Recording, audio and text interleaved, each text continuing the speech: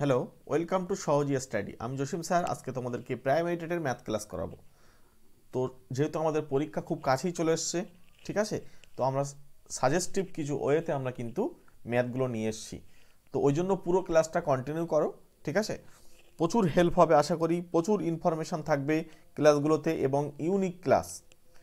তো প্রথম যে কোশ্চেনটা দেখো, আমরা যে প্রথম কোশ্চেনটা রেখেছি সেটা হচ্ছে 6⁷ ইন্টু 11⁻10 ইন্টু 35⁻3 বা কিউব।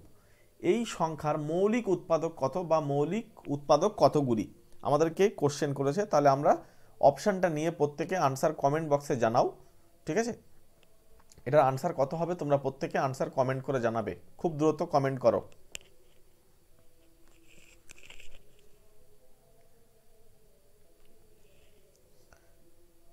দেখো, তোমরা হয়তো এখানে অনেকে ভুল উত্তর দিতে পারো, তো কিভাবে হবে বিষয়টা জানা দরকার, ঠিক আছে।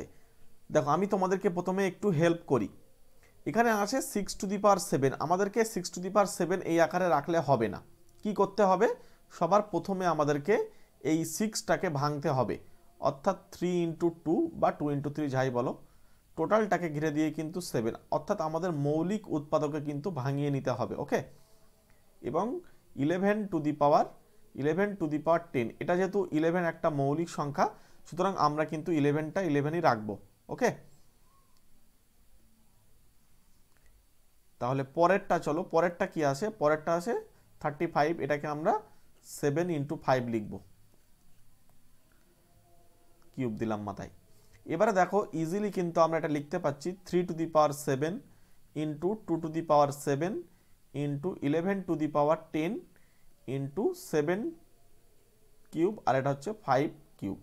এখন প্রত্যেকটা দেখো নিচে কিন্তু আমাদের মৌলিক সংখ্যা হয়ে গিয়েছে, 3, 2, 11, 7, 5 প্রত্যেকে কিন্তু মৌলিক সংখ্যা। এবার আমাদের ফর্মুলাটা অ্যাপ্লাই করা যাবে। ফর্মুলাটা কি? ফর্মুলাটা হচ্ছে জাস্ট এদের মৌলিক উৎপাদক যখনই আমাদের বার করতে বলবে, ঠিক আছে, জাস্ট ওপরে যে পাওয়ার আছে সেইগুলোকে যোগ করে দেব। এখানে কিন্তু কতগুলি মৌলিক উৎপাদক আছে সেটা আমাদেরকে বার করতে বলছে। যদি এই ধরনের কোনো প্রবলেম তোমাদের সামনে দেয়, তাহলে কিন্তু আমাদের এই নিয়মটা অ্যাপ্লাই করতে হবে, ঠিক আছে। কতগুলি উৎপাদক আছে সেটা একটা আলাদা প্রশ্ন, কতগুলি মৌলিক উৎপাদক আছে সেটা একটা আলাদা প্রশ্ন। সুতরাং এই প্রশ্নটা যেন তার সঙ্গে গুলিও না, তাহলে কিন্তু প্রবলেম হয়ে যাবে। 7 7 14, আর এখানে 3 3 6, 14 6 20, আর 10 30, অর্থাৎ এখানে অপশান এ কিন্তু রাইট অ্যান্সার। অনেকে তোমরা হয়তো অপশান ডি হিসেবে কল্পনা করতে পারো, কিন্তু ডি না, ঠিক আছে। এদেরকে এইভাবে করতে হয় এই অঙ্কটা। আমি আবার বলছি, এখানে কিন্তু জিজ্ঞাসা করছে কতগুলি মৌলিক উৎপাদক। খুব সাবধান, আমি কিন্তু তোমাদের ইউনিক ক্লাস করাই, ঠিক আছে। প্রাইমারি টেটের জন্য মানে খুবই গুরুত্বপূর্ণ অঙ্কগুলো নিয়ে আসি তোমাদেরকে। তোমরা এর আগে একটা ফর্মুলা শিখেছিলে, মনে আছে কি আমি জানি না। তো আমি বলেছিলাম 360 এর যে উৎপাদকগুলির সংখ্যা। দেখো, আমি এটার সঙ্গে প্যারালালি আমি তোমাদের একটা জিনিস বলে দিই। এটা হচ্ছে আমরা লিখতাম কি 36, মানে আমরা এটাকে লিখতে পারি 6 তার ঘিরে দিয়ে স্কোয়ার ইন্টু 10। তাহলে এটা আমরা 36কে লিখবো 2 × 3, আর যেহেতু মাথায় স্কোয়ার, এটা স্কোয়ার দিয়ে দাও, এটা 2 ইন্টু এখানে হচ্ছে 5, 2 এখানে একটা আছে এখানে একটা আছে, তাহলে 2⁻3 হয়ে যাবে ইন্টু 3 স্কোয়ার ইন্টু 5⁻1। তাহলে এদের উৎপাদক সংখ্যা, এদের যে ফ্যাক্টর, সেই ফ্যাক্টর কত হবে? 3 + 1 ইন্টু 2 + 1 ইন্টু 1 + 1। এটা যোগ করলে মানে গুণ করে যোগ করলে যেটা হবে সেটাই। তাহলে এটা হচ্ছে প্রথমে হচ্ছে 4 × 3 × 2, অর্থাৎ এখানে আমাদের আসছে 12 × 24। এই অঙ্ক আমি চ্যানেলে অনেকবার করিয়েছি, কিন্তু এটা আজ প্রথম। ভালো করে খেয়াল রাখবে, এটা কিন্তু আমি এর আগে কিন্তু বলিনি। ওই জন্য বলছি প্রশ্নটা ভালো করে পড়ো। মৌলিক উৎপাদক, আমি হয়তো তোমাদের এই একটা স্লাইডে একটু সময় দিচ্ছি, কিন্তু এটা তোমাদের জিনিসটা ক্লিয়ার হয়ে যাওয়ার জন্যই। নইলে তোমরা এই একই ভুল হয়তো করে বসে এইভাবে কিন্তু অঙ্কটা করলে কিন্তু ভুল হয়ে যাবে। এইভাবে করা যাবে না, কারণ এখানে উৎপাদক সংখ্যা যদি বলতো, শুধু উৎপাদক যদি বলতো, তাহলে এই নিয়ম ঠিক ছিল। কিন্তু যেহেতু মৌলিক উৎপাদকের কথা বলেছে না, তখন কিন্তু এই রাস্তা ছাড়া আর অন্য কোনো রাস্তা নেই। কি বললাম বুঝতে পেরেছো? চলো, তাহলে আমাদের এখানে অপশান এ কিন্তু রাইট অ্যান্সার হবে। আশা করি ক্লিয়ার হয়েছে। আমরা তাহলে নেক্সট স্লাইডে যাব। এখানে অপশান এ হচ্ছে আমাদের রাইট অ্যান্সার। পরের কোশ্চেন তোমাদের আশা করি চেনা কোশ্চেন, কিন্তু সাবধানে উত্তর দাও। রুট পুরোটার একটা রুট আছে, তার ভিতরে বলছে 12 মাইনাস রুট আবার 12 মাইনাস রুট আবার 12, এইভাবে চলতে থাকবে। কতদিন পর্যন্ত চলবে? অনন্তকাল পর্যন্ত চলবে, ইনফিনিটি পর্যন্ত চলবে, কোনোদিন শেষ হবে না। এইটার মান কত হবে? প্রত্যেকে আনসার অবশ্যই কমেন্ট বক্সে জানাও, কারণ আমি এই ধরনের প্রবলেম কিভাবে করতে হয় একদম 2-3 সেকেন্ডের মধ্যে তোমাদের ট্রিক্স শিখিয়ে দিয়েছিলাম। তোমরা দ্রুত আনসার কমেন্ট বক্সে জানাবে। দেখো এখানে 12 আসে, আমরা কি করেছিলাম? এই 12কে জাস্ট ফ্যাক্টর করেছিলাম, উৎপাদক করেছিলাম। 4 ইন্টু 3 অর্থাৎ 3 4 12 হয়, আমরা জানি। এবার আমি তোমাদেরকে এটাও বলেছিলাম যেন এদের মধ্যে গ্যাপ যেন 1 হয়। দেখো এদের মধ্যে গ্যাপ কিন্তু 1, আমি এইভাবে ফ্যাক্টর বা উৎপাদক করে ফেললাম। কিন্তু এর পরের একটা কাজ হচ্ছে, তোমাদের এখানে এই মাইনাস থাকার জন্য কিন্তু এই ছোটটা উত্তর হবে, অর্থাৎ 3 কিন্তু এক্ষেত্রে রাইট আনসার হয়ে যাবে। এখানে কিন্তু 4 আনসার নেওয়া যাবে না, ঠিক আছে? এখানে 3 আনসার নিতে হবে, অর্থাৎ সেই আনসার আমরা অপশান বিতে কিন্তু পাচ্ছি। Yes or no? তাহলে অপশান বি এক্ষেত্রে কিন্তু আমাদের রাইট অ্যান্সার হবে। কিভাবে হয়, কেন হয়, আমি কিন্তু ডিটেলস আলোচনা করেছিলাম। এখন যেহেতু পরীক্ষা কাছে চলে এসছে, ওই জন্য আমরা ডিটেলসে আলোচনা করতে পারবো না, ঠিক আছে? এখন জাস্ট ছোট্ট করে ট্রিক্সটা বলবো, তোমরা দেখে নেবে এবং প্র্যাকটিস করবে বারবার। পরের কোশ্চেনে চলে যাব। খুব ভালো একটা প্রবলেম। একটি রাস্তার ধারে 12টি গাছ লাগানো হয়েছে, প্রতিটি গাছের দূরত্ব হচ্ছে 5 মিটার করে। প্রত্যেকটা গাছের মধ্যে যে দূরত্ব হচ্ছে সেটা 5 মিটার, তবে দুই প্রান্তের দুটি গাছের মধ্যে দূরত্ব কত? অপশান নাও, প্রত্যেকে আনসার এটা অবশ্যই কমেন্ট বক্সে জানাও, কারণ খুবই ভালো প্রবলেম। এই ধরনের প্রবলেম কিন্তু টেটে আসতে পারে, এবং পুরো ক্লাসটা কিন্তু সেভাবেই সাজিয়েছি তোমাদের জন্য। একটা জিনিস খেয়াল করো, 12টা গাছ লাগানো আছে, আমি 12টা গাছের কথা বাদ দিই, মনে করো 1টা 2টো 3টে 4টে গাছ লাগানো আছে, ঠিক আছে? এখন এই এক একটা গাছের মধ্যে যে গ্যাপ আছে না, এই গ্যাপ হচ্ছে 5 মিটার করে। পরেরটা আবার 5 মিটার, তারপরেরটা আবার 5 মিটার। খেয়াল করে দেখো তো, এখানে গাছ লাগানো হয়েছে 4টে, কিন্তু প্রথম গাছ আর শেষ গাছের মধ্যে দূরত্ব কত? 3 5 15 না? হ্যাঁ কি না?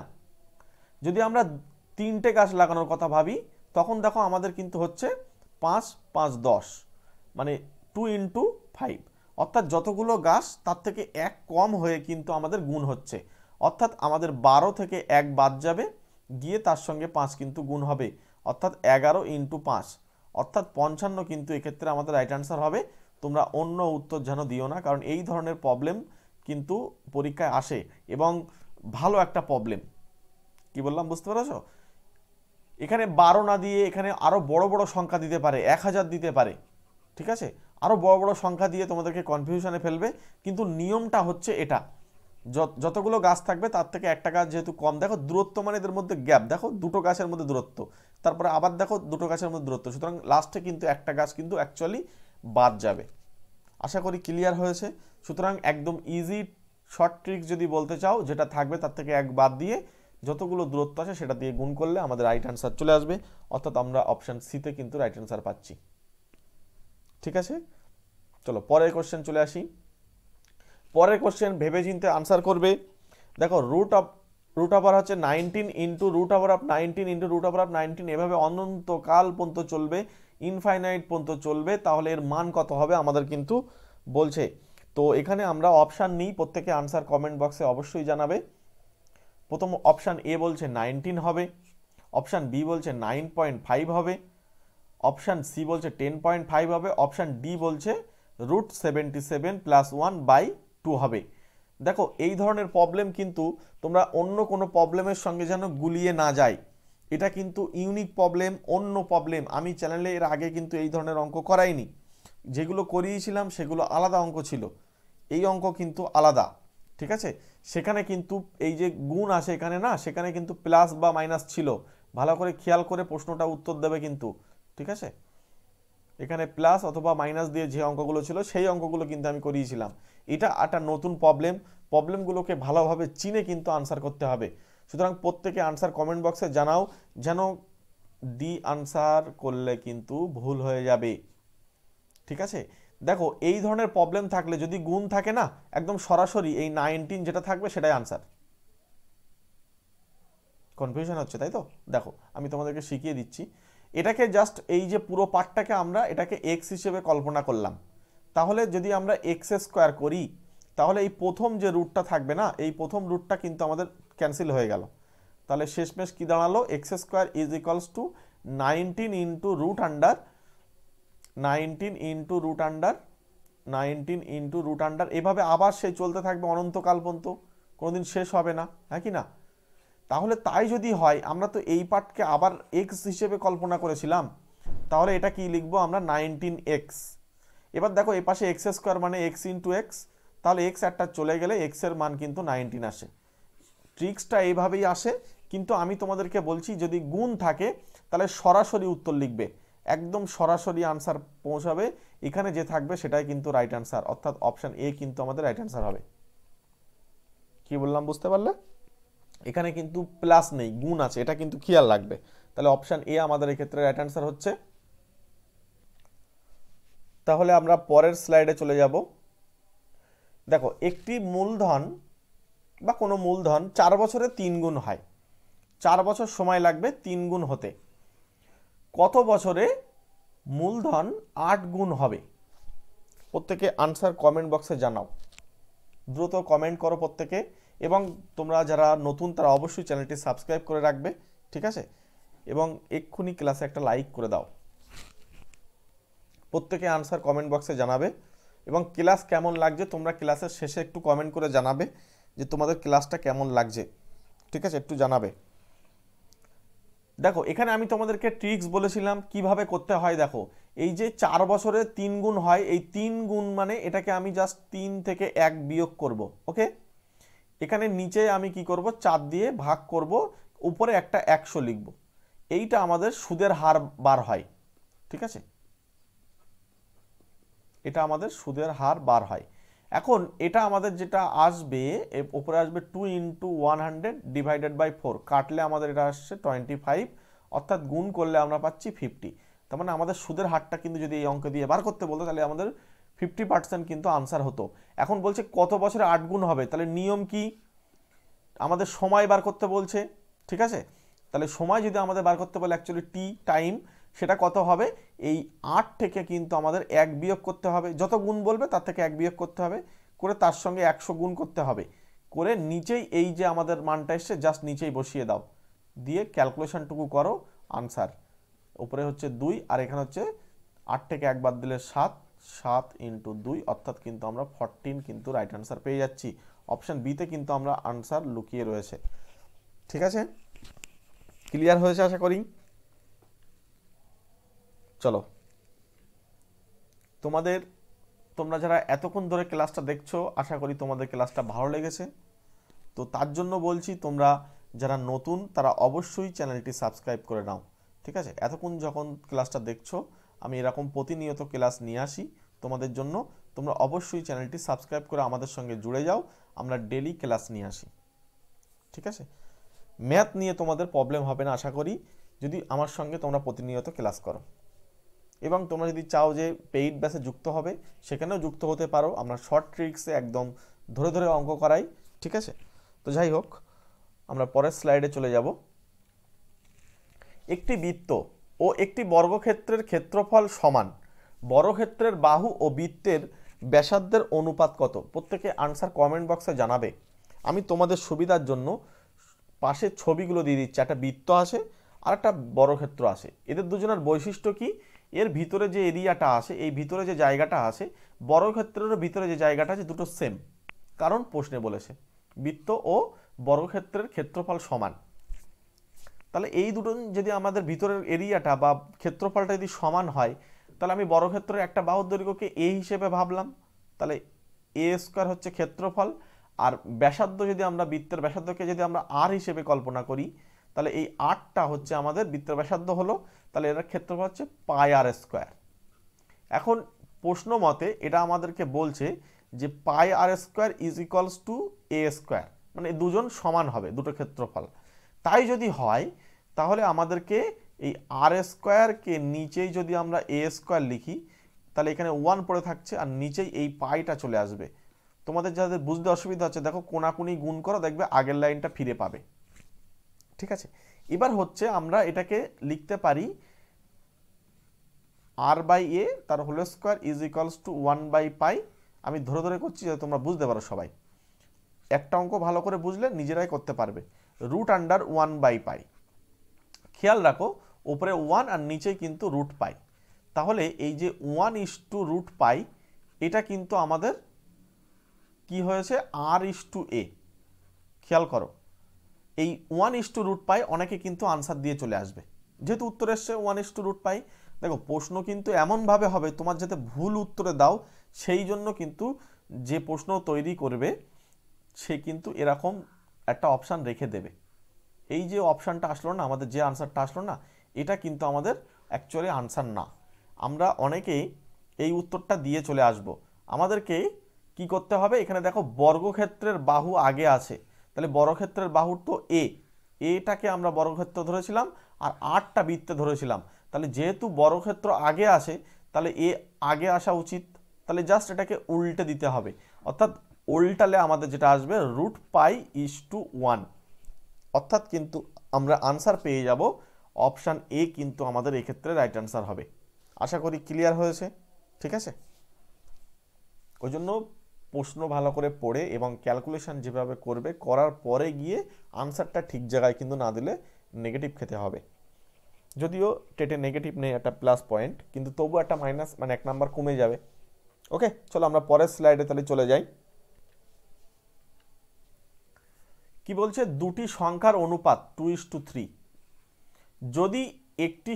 যদি সংখ্যা দুটির প্রত্যেকটিতে 8 প্রত্যেকটির সঙ্গে কি করছে 8 যোগ করা হয়, তবে তাদের অনুপাত হয় 3:4।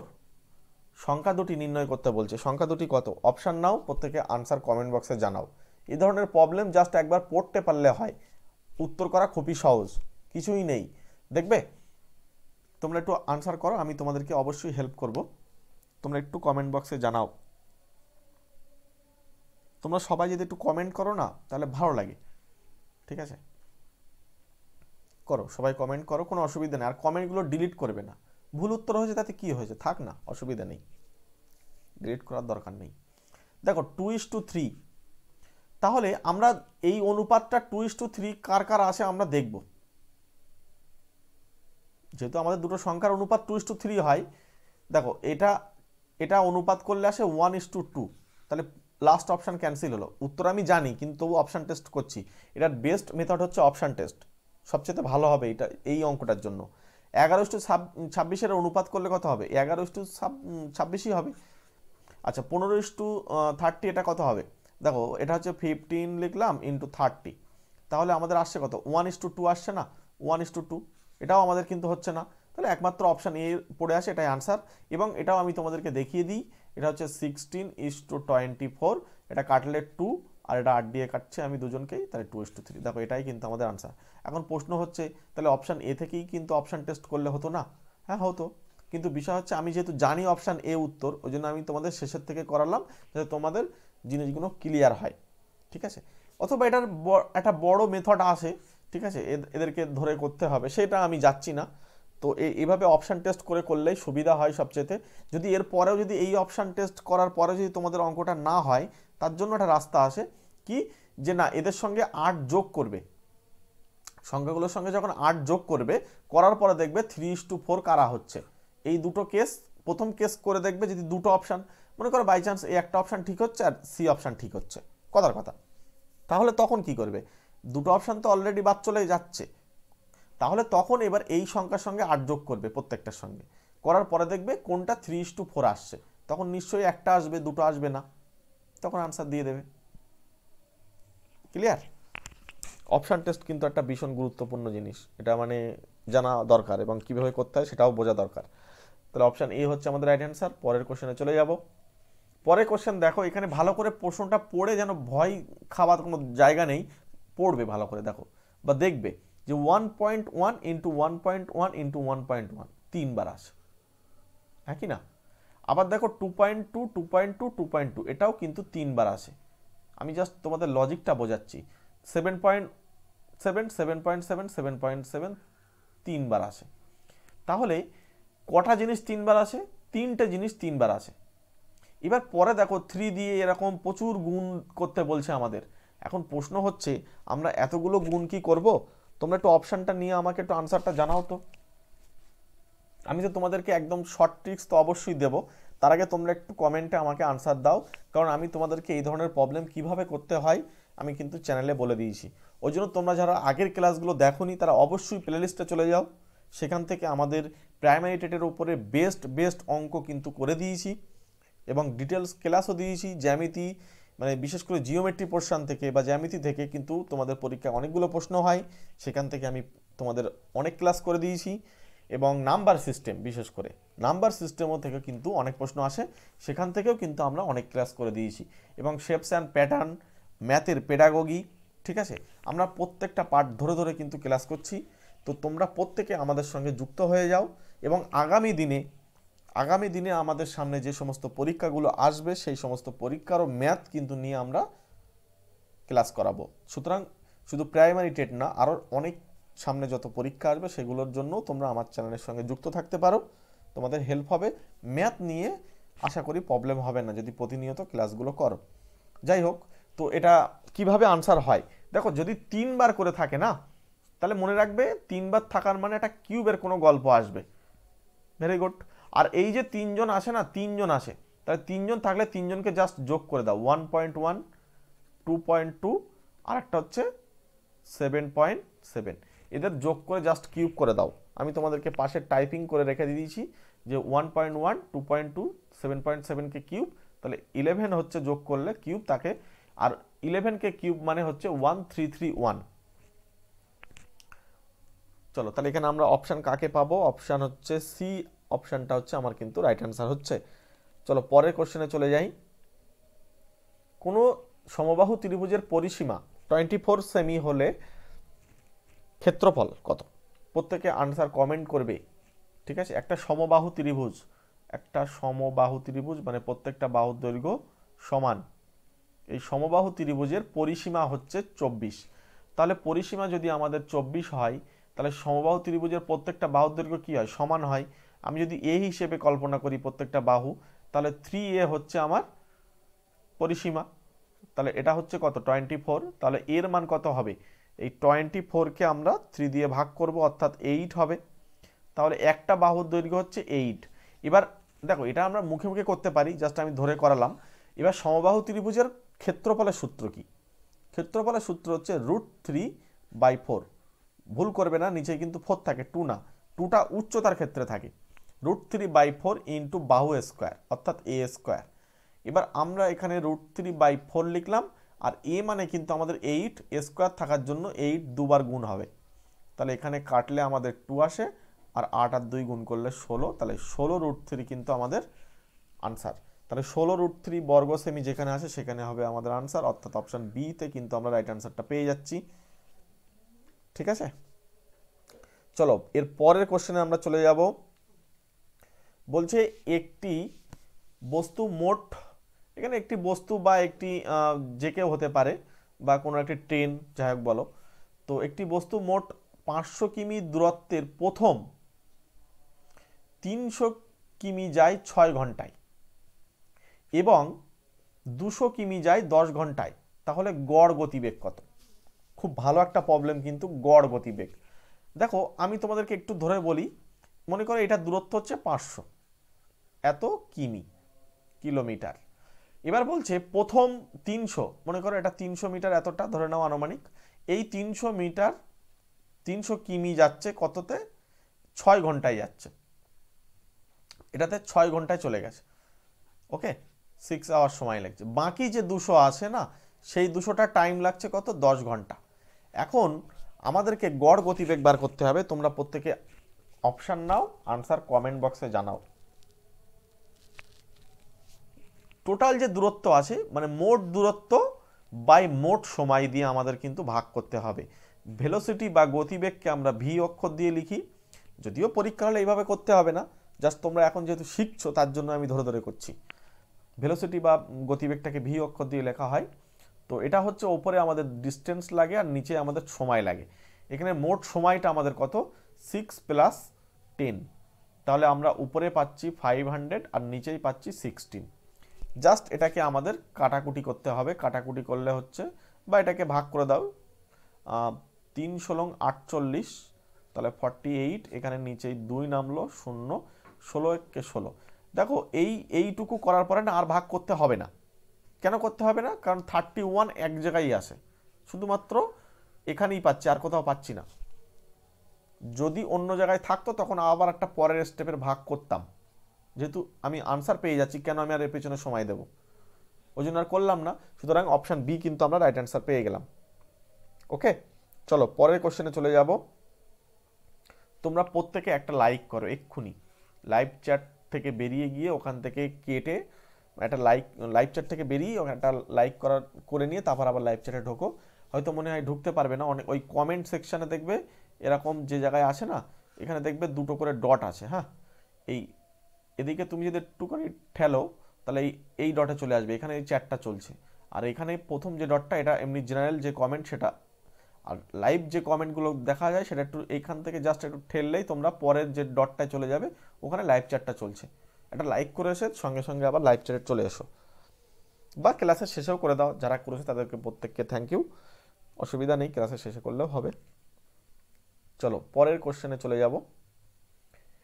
1 ঘনমিটার জল রাখতে কটি 5 লিটার আয়তন সম্পন্ন পাত্র লাগবে? প্রত্যেকে আনসার কমেন্ট বক্সে অবশ্যই জানাবে। 1 ঘনমিটার, 1 ঘনমিটার, এই ঘনমিটার মানে হচ্ছে মানে এরকম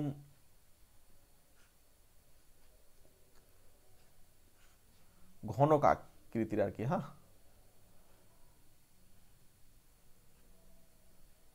এরকম একটা ঘনক আকৃতির, যার দৈর্ঘ্য প্রস্থ উচ্চতা সবকটা সমান হয়। মনে করো এরকম 1 ঘনমিটার জল রাখতে হবে, তাতে আমাদেরকে অতটাও জল আছে, সেই জলটা অন্য একটা পাত্রে মনে করো ঢালতে হবে। তোমার কাছে একটাই পাত্র আছে, সেটা হচ্ছে 5 লিটার। এবার এই 5 লিটার যে আয়তন সম্পন্ন পাত্র, কতগুলো রাখলে তুমি এই পুরো 1 ঘনমিটারের জলটা রাখতে পারবে? কি করতে হবে? এই ধরনের প্রবলেমগুলো জাস্ট তোমাদেরকে জানতে হবে।